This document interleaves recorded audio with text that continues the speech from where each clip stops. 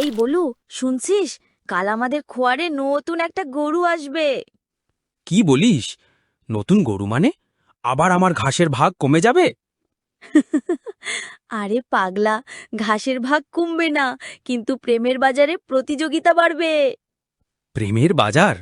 আমি তো এখনো সিঙ্গেল অফারেই আছি রে। ওই নতুন গরু নাকি ফরেন রিটার্নড, বিদেশি ঘাস খেয়ে এসেছে। বিদেশি ঘাস খেলে আবার বেশি দামি হয়ে যায় নাকি? দামি না, স্টাইলিশ হয়। ছবি তুললে নাকি ফিল্টার ছাড়াই সুন্দর আসে। মানে ও যদি ইনস্টাগ্রাম চালায় তাহলে আমি কি করব? তুই তুই তো এখনো ফেসবুকে ঘাসের ছবি পোস্ট করিস।